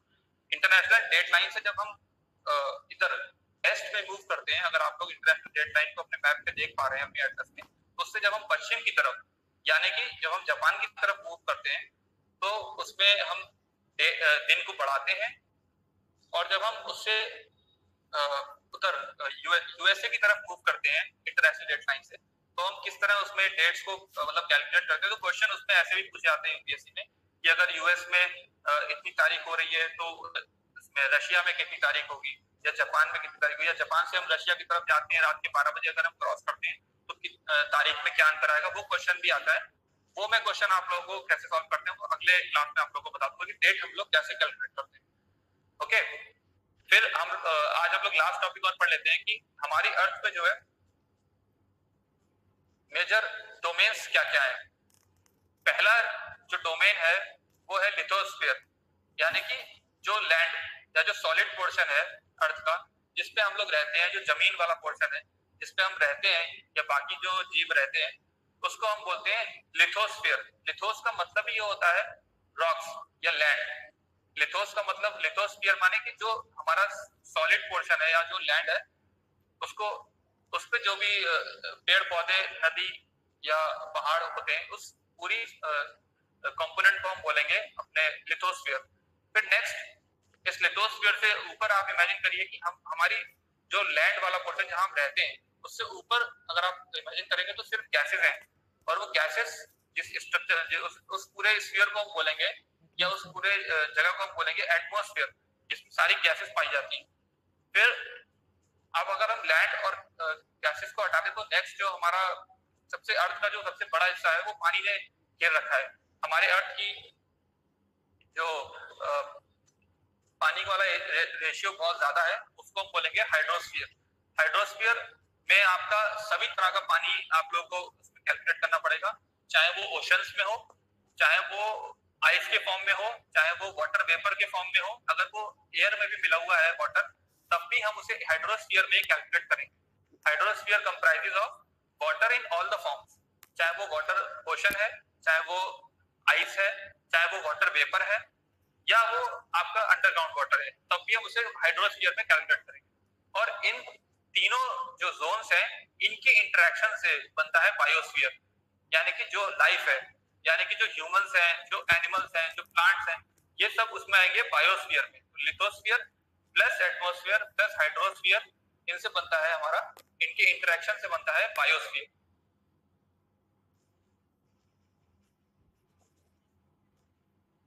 ओके, फिर कॉन्टिनेंट्स पे आ जाते हैं हम। First we will discuss about Asia. Asia is the largest continent. It covers about 1/3 of the total land area of the earth. हमारी अर्थ में जितना भी लैंड एरिया है उसका 1/3 अकेले एशिया के पास है। Asia is the largest continent. ये आप लोगों को एशिया की लोकेशन एटलस में सबको दिखी रही होगी। ये पूरा का पूरा जो है ईस्टर्न हेमिस्फीयर में है और tropic of cancer passes through this continent और इक्वेटर इस कॉन्टिनेंट से पास नहीं करता है। Asia is separated from the Europe. Asia जो हमारा यूरोप से सेपरेट होता है वो यूरल माउंटेन्स है उसके पश्चिम में और the combined land mass of Europe and Asia is called Eurasia. अगर जो कंबाइंड लैंड मास की बात की जाए यूरोप की और एशिया की दैट इज कॉल्ड यूरेशिया। उसके बाद जो नेक्स्ट इंपॉर्टेंट हमारा कॉन्टिनेंट है वो आपका अफ्रीका है। Africa is the second largest continent after Asia. उसमें आपके तीनों ही लाइंस मतलब इक्वेटर और tropic of cancer and tropic of Capricorn ये तीनों लाइंस आपकी पास करती है। इकलौता ऐसा कॉन्टिनेंट है अर्थ पे जिसपे से तीनों लाइंस शायद पास करती हैं और इसी में दुनिया के सबसे बड़े डेजर्ट सहारा डेजर्ट भी लोकेटेड है। यू विल फाइंड आउट जब आप उसके मैप को आप देखेंगे आपको अफ्रीका की पूरा अच्छे से क्लियर हो जाएगा कि कैसा है अफ्रीका, कहाँ पर उसके बड़े बड़े डेजर्ट्स हैं वो आप लोग सब मैप एटलस से पढ़ सकते हैं। उसको आप लोग आज देखिए कैसा तीनों लाइंस उससे वहां से उसकी कंट्रीज से पास करती हैं और वो क्वेश्चंस में बहुत पूछा भी जाता है अफ्रीका की कौन सी कंट्रीज हैं जहाँ से ट्रॉपिक ऑफ कैंसर पास करता है या अफ्रीका की नाइल रिवर के ऊपर बहुत सारे क्वेश्चन है। सबसे बड़ी नदी जो है वर्ल्ड की दुनिया की सबसे बड़ी नदी भी उसी में है अफ्रीका में कि नाइल कहाँ से नील नदी जिसे बोलते हैं नील नदी कहाँ से ओरिजिनेट होती है किन किन कंट्रीज से फ्लो होती है फिर ताकि आपका ब्रिटेन में गिरती है। फिर उसके बाद जो सबसे बड़ा कॉन्टिनेंट है वो है north America. North America is the third largest continent of the world. It is southern America से एक पतली सी स्ट्रिप ऑफ लैंड से जुड़ा हुआ है जिसको हम बोलते हैं इस्थमस। अब इस्थमस और स्ट्रेट की बात कर लेते हैं। इस्थमस जो होता है ISTHMUS isthmus is a strip of land. वो लैंड का ही एक पतला सा हिस्सा है जो दो बड़ी वाटर बॉडीज को अलग करता है। उसके अगर आपने कभी देखा होगा नॉर्थ अमेरिका और साउथ अमेरिका तो वो बीच में एक पतली सी स्ट्रिप है जिसकी एक तरफ अगर आप उसके राइट साइड में देखेंगे तो आपको मिलेगा अटलांटिक ओशन और आप उसके अगर लेफ्ट साइड में देखेंगे तो आपको मिलेगा पैसिफिक ओशन। तो ऐसी स्ट्रिप ऑफ लैंड जो दो बड़े ओशंस को अलग करती है या दो बड़ी वाटर बॉडीज को अलग करती है उनको बोलते हैं हम इस्थमस। तो देयर आर मेनी इस्थमस। आप लोग एक बार इसको भी मैं आप लोगों को मैप खोल के एक दिन इस्थमस या स्टेट्स के नाम भी लिखवा दूंगा इंपॉर्टेंट जो पूछे जाते हैं। आप लोग इसे खुद भी देख सकते हैं। इसमें जो नॉर्थ अमेरिका और साउथ अमेरिका को जो जोड़ने वाली स्ट्रिप ऑफ लैंड है वो कहलाती है इस्थमस ऑफ पनामा। लेकिन इस्थमस की डेफिनेशन अलग है। इस्थमस वो चीज होती है जो पानी की दो वाटर बॉडीज को सेपरेट करती है या ना कि वो चीज जो दो लैंडमास को जोड़ती है। उसको डेफिनेशन आप लोग एग्जाम में आती है डेफिनेशन समझ रहिएगा। इस्थमस वो चीज होती है जो एक लैंड मास है एक पतली पट्टी है जो पानी की दो वाटर बॉडीज को अलग करती है बड़ी बॉडीज को। इसी तरह स्ट्रेट की बात की जाए स्ट्रेट वो चीज है स्ट्रेट एक पानी की पट्टी है। इस्थमस अगर एक लैंड की पट्टी है तो स्ट्रेट जो होती है STRAIT स्ट्रेट एक पानी की पट्टी है जो दो लैंड के बड़े हिस्सों को अलग करती है। जैसे कि अगर हम कॉमन स्ट्रेट्स के नाम बताऊं तो जिब्राल्टर स्ट्रेट जो कि आपका अफ्रीका में और आपका यूरोप को अलग अलग करती है लैंड मास। आपके स्पेन में और वहां नीचे दूसरी कंट्री है मोरक्को उसको अलग अलग करती है तो वो है जिब्राल्टर स्ट्रेट। वो पानी की पट्टी है लेकिन वो दो जमीनी टुकड़ों को या लैंड मासेस को अलग अलग कर रही है। इसी तरह आपका मलक्का स्ट्रेट है हमारा यहाँ पर आपने देखा होगा कि अंडमान निकोबार आइलैंड से जो आगे के लैंड मासेस हैं वहां पर मलक्का स्ट्रेट है पानी की पतली पट्टी है। इसी तरह बेरिंग स्ट्रेट है जो आपके अलास्का USA का जो सबसे नॉर्दर्न मोस्ट पार्ट है उसको बोलते हैं अलास्का। आप अपनी एटलस में देख सकते हैं USA का जो सबसे उत्तरी भाग है उसे बोलते हैं अलास्का। वो रशिया से डिवाइड करती है जो पानी की पट्टी उसको बोलते हैं बेरिंग स्ट्रेट। तो आप लोग इस्थमस और स्ट्रेट आज इसका भी आप लोग कॉन्सेप्ट को आप समझ गए कि इस्थमस क्या होता है और स्ट्रेट क्या होती है। अब आगे मैं आप लोगों को इस लेक्चर में ये बता दूंगा कि इम्पोर्टेंट इस्थमस क्या है या इंपॉर्टेंट स्ट्रेट्स क्या हैं। ओके, ये इस मैप में इन्होंने दिखाने का प्रयास भी किया है। एनसीईआरटी का ये चैप्टर है, चैप्टर नंबर 5। फिर आप लोगों को मैं लास्ट में जो कॉन्टिनेंट उसके बाद आता है नॉर्थ अमेरिका, वो है साउथ अमेरिका। साउथ अमेरिका इस पूरा का पूरा जो है, मतलब इक्वेटर तो उससे पास करता है, लेकिन साउथ अमेरिका पूरा का पूरा आप कहेंगे कि इक्वेटर के नीचे वो सदर्न हेमिस्फीयर में ही है। ये एकमात्र कॉन्टिनेंट है पूरे अर्थ पे जिसका ज्यादातर भाग सदर्न में ही है, एकमात्र कॉन्टिनेंट है। तो साउथ अमेरिका की अपनी डाइवर्सिटी है, साउथ अमेरिका की अपने अपने पर्वत हैं। वो आप लोगों को मैं एटलस से एक दिन बताऊंगा कि कौन से इंपॉर्टेंट उनके साउथ अमेरिका के माउंटेन्स है जो आपको पढ़ने चाहिए या उनको याद करना चाहिए। तो साउथ अमेरिका की नदियों के बारे में, वहां के जंगलों के बारे में तो डिटेल में आगे पढ़ेंगे। फिर उसके बाद कॉन्टिनेंट आता है, उसको हम बोलते हैं यूरोप। यूरोप इज, आपको पता ही है, डेवलप्ड कॉन्टिनेंट है हमारी अर्थ का। यूरोप के कंट्रीज डेवलप है, लेकिन वो छोटा कॉन्टिनेंट है। एंड जो हमने शुरुआत में बात की थी आर्कटिक सर्कल जो हमने 66 डिग्री नॉर्थ की बात की थी, जो ऊपर का लैटिट्यूड है, वो लैटिट्यूड यूरोप से पास होता है। आप लोग याद रखिए इस पॉइंट को। फिर उसके बाद हम लोग बात करते हैं ऑस्ट्रेलिया की। ऑस्ट्रेलिया पूरा का पूरा सबसे छोटा कॉन्टिनेंट भी ऑस्ट्रेलिया ही है अर्थ पे। एंड ये पूरा का पूरा जो है सदर्न हेमिस्फीयर में है। It is surrounded on all sides by oceans and sea. तो ये चारों तरफ से ओशन से ही मतलब घिरा हुआ है, इसलिए इसको हम कहते हैं आइलैंड कॉन्टिनेंट। इसको हम आइलैंड कॉन्टिनेंट कहते हैं क्योंकि ये चारों तरफ से पानी से बॉर्डर्ड है, चारों तरफ कोई लैंड मास इसके नहीं। ओके, फिर लास्ट में कॉन्टिनेंट आता है एज पर द मतलब NCERT, Antarctica. Antarctica is in the southern hemisphere. पूरा का पूरा ये फ्रिजिड जोन में आता है, पोलर रीजन में आता है सदर्न में, और ये पूरा आइस कवर्ड है। यहाँ पर कोई भी ह्यूमन सेटलमेंट नहीं है। और यहाँ पर कुछ रिसर्च स्टेशन हैं, हमारे कंट्री के भी हैं, मैत्री, दक्षिण गंगोत्री, ये हमारे देश के भी रिसर्च स्टेशन हैं, बाकी अदर कंट्रीज के भी रिसर्च स्टेशन हैं। तो ये हमारा पूरा का पूरा सदर्न कॉन्टिनेंट में आता है। Next we will discuss about hydrosphere. What are the oceans? सबसे ओशन जो हमारे अर्थ पे है दैट इज पैसिफिक ओशन।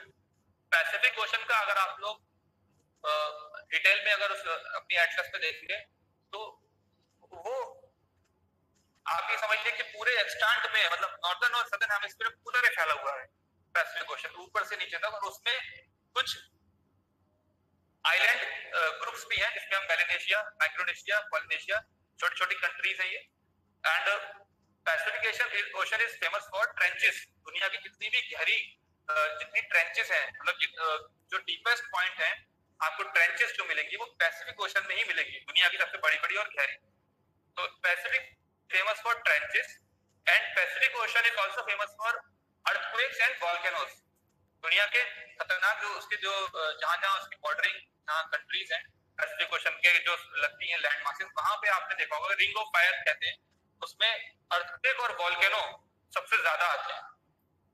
उसको हम लोग लेटर ऑन, मैंने आपको सिर्फ कभी ब्रीफ में बताया, आपको लेटर ऑन इस चीज को पढ़ेंगे कि रिंग ऑफ फायर क्या है।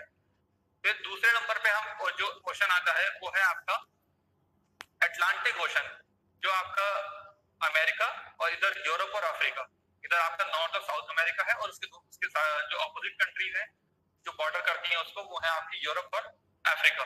तो अटलांटिक ओशन इज इंग्लिश का शब्द होता है एस फॉर शिप।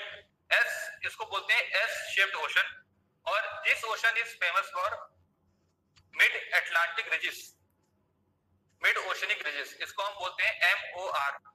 जो पैसिफिक ओशन है, हाँ पैसिफिक ओशन जो है उसको हम बोलते हैं it is famous for trenches, और अटलांटिक ओशन को हम बोलते हैं it is famous for रिजिस।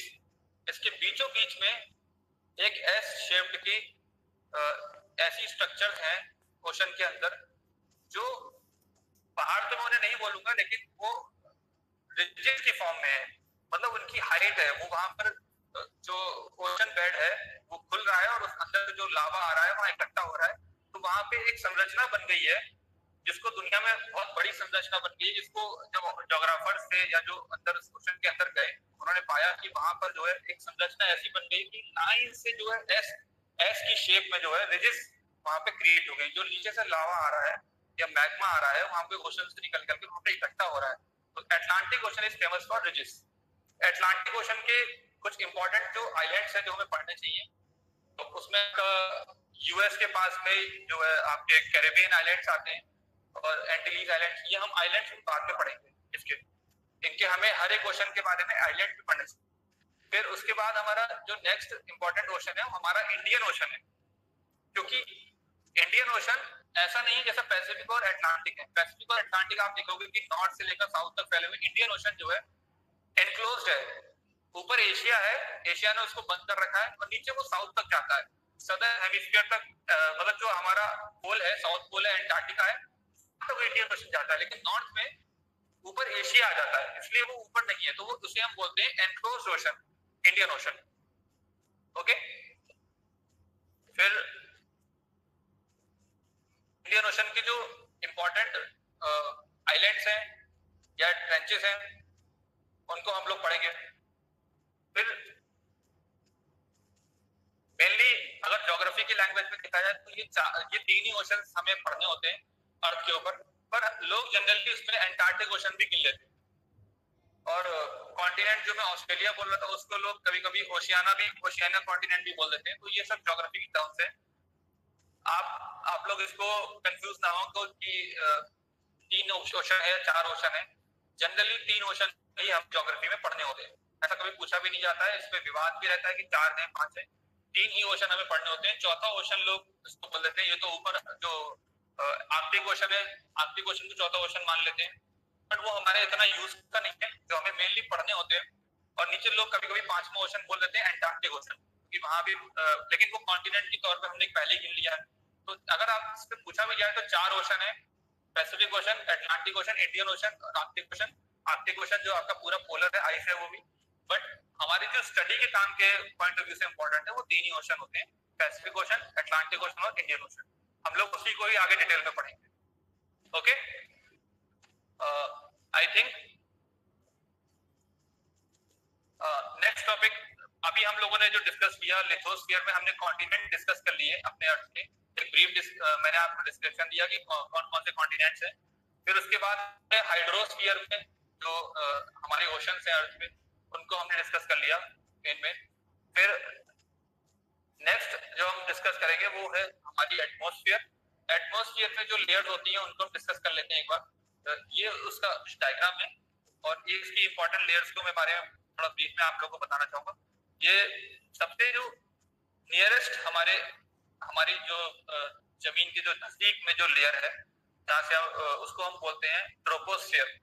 Troposphere ही ऐसी लेयर है जहाँ पर जो गैसेस हैं उनका मैक्सिमम कंसंट्रेशन ट्रोपोस्फेयर में ही मिलेगा।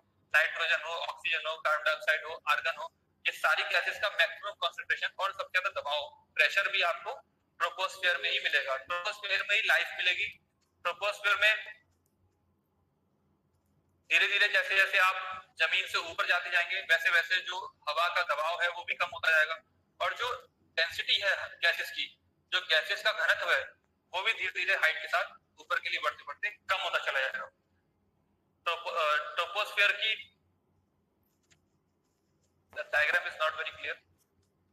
जो पूरा जो एटमॉस्फेयर है दैट इज इसकी जो हाइट है वो पूरा 1600 किलोमीटर तक हम मानते हैं कि वहां तक हमें हल्की हल्की ट्रेस, मतलब गैसेस जहां तक हमें मिलती हैं वो हम 1600 किलोमीटर का मानते हैं। ट्रोपोस्फेयर के अंदर ही हमारे जो हवाई जहाज वगैरह है वो मतलब उड़ते हैं या फिर बलून उड़ते हैं। ट्रोपोस्फेयर के जस्ट ऊपर की जो लेयर है दैट इज स्ट्रेटोस्फेयर। स्ट्रेटोस्फेयर में आपको ओजोन लेयर मिलेगी। उसके बाद उसके ऊपर जो नेक्स्ट लेयर है दैट इज मेसोस्फेयर, फिर thermosphere, ionosphere and then exosphere. Exosphere जो है वो सबसे बाहर की लेयर है। एक्सोस्फेयर में आपको जब हम अपने एटमॉस्फेयर से बाहर निकल जाते हैं तो आपको एक्सोस्फेयर मिलेगा। और मेसोस्फेयर और आइनोस्फेयर से हमारे जितने भी रेडियो के संचालन होते हैं, शॉर्ट वेव, लॉन्ग वेव, ये सब संचालन हम लोग जो है वो आयनोस्फीयर से ही करते हैं। वहां पे जो भी हम रेस जाती हैं वहां से फिर वापस टकरा के आयन से वापस आती है। तो इसके बारे में हम लोग डिटेल में हमारे एटमॉस्फेयर के बारे में एक बार मैप और इनकी क्या क्या प्रॉपर्टी है सेपरेट मैं आप लोगों को इसके बारे में बताऊंगा। आज मैंने सिर्फ आप लोगों को इसका ब्रीफ दिया है कि एटमॉस्फेयर हमारा क्या है। देन द बायोस्फीयर, बायोस्फीयर के बारे में बताना चाहूंगा कि जब आप लोग ये मैप देख पा रहे होंगे कि इसमें जैसा कि मैंने बताया कि हाइड्रोस्फीयर आपका वाटर हो गया, लिथोस्फीयर आपका लैंड का कंपोनेंट हो गया और एटमॉस्फेयर आपका जहाँ पे आपके बादल हैं, हवा है, वो वाला कंपोनेंट हो गया। जब ये तीनों चीजें इंटरेक्ट करती हैं आपस में तभी हम धरती पर जो है लाइफ देख पाते हैं। धरती पर लाइफ पॉसिबल इसीलिए हो पा रही है क्योंकि ये तीनों चीजें इतनी सुटेबल है और टेम्परेचर इतना सुटेबल है यहाँ पर कि यहाँ पर एक एटमॉस्फेयर भी है, एक हाइड्रोस्फीयर भी अपना कंपोनेंट अपना रोल प्ले कर रहा है, पानी है यहाँ पर और यहाँ पर प्रॉपर लैंड भी है रहने के लिए। तो जब ये तीनों चीजें मिल जाती हैं तभी हमारे अर्थ में बायोस्फीयर यानी कि पेड़, सारे जीव जंतु, मनुष्य ये सब लोग जो है जी पा रहे हैं। ग्रहों पर कोई ना कोई चीज इसमें से मिसिंग है जिसकी वजह से वहां पर लाइफ नहीं हो पा रही है। या तो किसी ग्रह पर एटमॉस्फेयर नहीं है या फिर किसी ग्रह पर पानी नहीं है।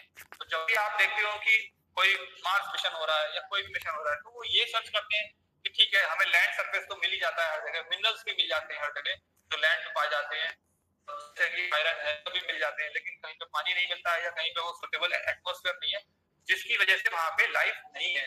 तो वी आर वेरी लकी कि हम लोगों के जो प्लेनेट है उसमें ये तीनों चीजें हैं और जिसकी वजह से यहाँ पर लाइफ है। एंड दिस इज जो लेक्चर में कि अर्थ को गोल्डीलॉक्स जोन में बोला जाता है, तो यही कारण है कि अर्थ सबसे ज्यादा सूटेबल जगह पे अपने सोलर सिस्टम में पाई जाती है। अर्थ इसके अलावा अगर किसी और ग्रह पे किसी और दूसरे गैलेक्सी में या सोलर सिस्टम में कोई ऐसी कंडीशन बनेगी तो डेफिनेटली वहां पे भी लाइफ होगी ही होगी। जो ये कंडीशंस जिस ग्रह पर भी बनेंगे वहां अपने आप होगी। तो आज के लिए मुझे लगता है कि we should end the lecture. आप लोग जो मैंने होमवर्क दिया था होमवर्क को आप लोग देखेंगे। आज आप लोग को मैंने शुरुआत में बताया कि ज्योग्राफी क्या होती है, ज्योग्राफी का मतलब क्या होता है, लिटरल मतलब क्या होता है और ये शब्द किसने दिया था। फिर ज्योग्राफी में हम शुरुआत में हमने जब हम ज्योग्राफी को स्टडी करना शुरू किए थे तो हम लोग दिखता था वो स्टडी करते थे। बाद में हम लोगों की ज्योग्राफी में और भी नई नई चीजें ब्रांचेस आ गई, जैसे कि हमारा एनवायरनमेंट आ गया, इकोलॉजी आ गई, हम उसमें इंटरेक्शन भी पढ़ना शुरू कर दिए कि माउंटेन्स हैं या जो प्लांट्स हैं इनका आपस में क्या क्या इंटरेक्शन है, वो चीजें बाद में ज्योग्राफी में जुड़ती चली गई। सबसे पहले ज्योग्राफी में हमने अर्थ के बारे में पढ़ा, लैटिट्यूड्स के बारे में, लॉन्गिट्यूड के बारे में। लैटिट्यूड और लॉन्गिट्यूड को याद करने का प्रयास मत करिए रटने का। लैटिट्यूड्स को ये मत समझ के याद करिए कि जो लैटिट्यूड का मतलब होता है उसके शब्द में ही आ रहा है लेटी हुई चीज, यानी लेटी हुई चीज माने कि जो लाइंस पैरेलली अर्थ पे ड्रॉ की जाती हैं, लेटी हुई है जो, वो लैटिट्यूड्स हैं। और लॉन्गिट्यूड आप समझ लीजिए जो उसकी दूसरी जो आपके हॉरिजॉन्टली वर्टिकली ड्रॉ की जा रही है, those lines are called longitudes. जो वर्टिकली उस पर ड्रॉ की जा रही है अर्थ के ऊपर, दोस आर लॉन्गिट्यूड्स। ये हम लोगों ने आज पढ़ा कि कौन कौन सी इंपॉर्टेंट लैटिट्यूड्स हैं अर्थ के ऊपर, और फिर हमने पढ़ा कि कौन कौन सी इंपॉर्टेंट लॉन्गिट्यूड्स हैं, जैसे कि Greenwich mean time, date line. मैंने आप लोगों को बोला है कि मैं आप लोगों को डेट कैलकुलेट करने का भी अगली बार एक्सरसाइज कराऊंगा एक दो क्वेश्चन के माध्यम से। और फिर हम लोगों ने देखा कि इंडिया में कौन सी टाइम जोन, दूसरे देशों में मल्टीपल टाइम जोन होते हैं। हमारे कई बार इस बात की लड़ाई असम गवर्नमेंट कर चुकी है या कई बार ये इशू आ चुका है कि हमारे यहाँ भी 2 टाइम जोन होने चाहिए, बट अभी तक जो एज ऑफ नाउ जो स्टेटस है वो ये है कि हमारे यहाँ एक ही टाइम जोन है। फिर उसके बाद हम लोगों ने जाना कि हमारे अर्थ के ऊपर इस्तमस क्या होता है और स्ट्रेट क्या होता है। हमने डिफरेंट कॉन्टिनेंट्स के बारे में थोड़ा सा जाना कि कौन सा कॉन्टिनेंट की क्या सिचुएशन है, क्या लोकेशन है। लेकिन इन कॉन्टिनेंट्स के बारे में हम लोग डीप में पढ़ेंगे। इनके मैं आपको एटलस पे इन सबको मार्क करा दूंगा कि कौन से किस कॉन्टिनेंट में कौन से आप लोगों को चीजें ध्यान से देख के जाना है एग्जाम में, वो मैं आप लोगों को डिटेल में बता दूंगा। और उसके बाद हम लोगों ने देखा कि हमारे यहाँ कौन कौन से ओशंस हैं अर्थ के ऊपर, कौन कौन से ओशन हमारे एग्जाम पॉइंट ऑफ व्यू से इम्पोर्टेंट है पढ़ने के लिए। और उसमें भी मैं आप लोगों को इन लेक्चर्स आपको बता दूंगा कि कौन कौन से आइलैंड्स इंपॉर्टेंट हैं या कौन कौन सी ट्रेंचेस या इसमें जो रिज है वो पढ़ने वाली रिजेस हैं जो आपसे एग्जाम में पूछी जा सकती है या आइलैंड्स पूछी जा सकते हैं कि आइलैंड किस ओशन में है। मैं आप लोगों को थोड़ा मतलब आप लोगों को मार्क करा दूंगा। उसके बाद हम लोगों ने थोड़ा सा एटमॉस्फेयर का पढ़ा, पर एटमॉस्फेयर में आपको फिर से पढ़ाऊंगा, क्लियर नहीं था आज इतना ये ऐप अच्छी नहीं थी, मैं दोबारा पढ़ाऊंगा। और आप लोगों को फिर मैंने बताया बायोस्फीयर, व्हाट इज बायोस्फीयर, और कोई भी क्वेश्चन ऐसा आता है जिसमें अप्लाइड टाइप का क्वेश्चन आता है तो उसमें आप लोग यही चीजें कंपोनेंट माइंड में रखिए कि हाइड्रोस्फीयर, लिथोस्फीयर और एटमॉस्फेयर ये इंटरेक्ट तभी हमारा बायोस्फीयर एग्जिस्टेंस में आता है, वरना हमारा बायोस्फीयर एग्जिस्टेंस में नहीं आ सकता। तो आज हम लोगों ने ये सब चीजें ज्योग्राफी के बारे में पढ़ी। थोड़ी सी प्रॉब्लम होती है ज्योग्राफी पढ़ाने में बिना बिना किसी वो कैसे बना, अगर डायग्राम्स जहाँ से देख सकते हैं आप लोग तो उसमें वो ज्यादा अच्छी समझ में आती है ज्योग्राफी। आप लोग इसके बाद आप लोगों को मैंने होमवर्क किया है कि आप लोग जो इम्पोर्टेंट लाइंस हैं उनको देखेंगे और वो किस किस देश से निकलती हैं उसको आप लोग सेल्फ स्टडी करेंगे। आप अपने इंडिया के कंटेक्स्ट में देखेंगे कि इंडिया से जो जो रेखाएं निकलती है वो किन राज्यों से निकलती है उसको भी देखेंगे, और दुनिया के कंटेक्स्ट में भी देखेंगे, वर्ल्ड कंटेक्स्ट देखेंगे कि जो इक्वेटर है, कैंसर है, ट्रॉपिक ऑफ कैप्रिकॉर्न है, 3 लाइनें, और जो आपकी इंटरनेशनल मेरिडियन लाइन है वो किस किस जगह से पास होती है, उन देशों के नाम और वो किन कैपिटल सिटीज या किन बड़ी सिटीज के आसपास से निकलती है। मुझे पता है कि सभी लोग ये जानते हैं कि बड़े शहर कौन कौन से हैं अर्थ के ऊपर, ये सभी को जानकारी है कि सब जानते हैं कि लंदन बड़ा शहर है या सब जानते हैं कि न्यूयॉर्क बड़ा शहर है। छोटे शहर नहीं, जो आप लोग शहर जानते हैं न्यूज़पेपर वगैरह में पढ़ते हैं उन शहरों को थोड़ा ध्यान में रखिए, क्योंकि क्वेश्चन कभी कभी इस तरह से आते हैं कि इनमें से कौन सा शहर ट्रॉपिक ऑफ कैंसर के सबसे नजदीक है या इसमें कौन सा शहर इक्वेटर के नजदीक है। इस तरह से थोड़ा सा देख के अपनी बुक को आप लोग समझिए अपने दिमाग में, कोई जल्दी नहीं है। जितना आप एटलस को अच्छे से देखेंगे उतना आप ज्योग्राफी की समझ खुद ब खुद होने लगेगी। ठीक है, तो आज के लिए लेक्चर मैं यही एंड कर रहा हूँ। अगर कोई क्वेरी है तो प्लीज बताएं।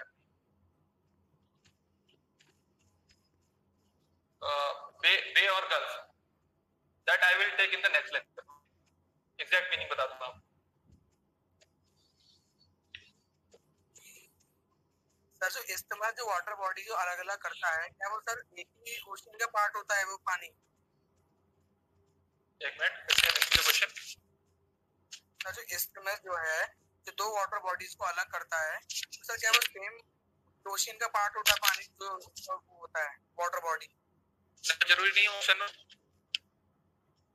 कोई जरूरी नहीं है वो ओशन, वो 2 सीज बड़ी सीज हो सकती हैं, उनको भी अलग अलग कर सकता है।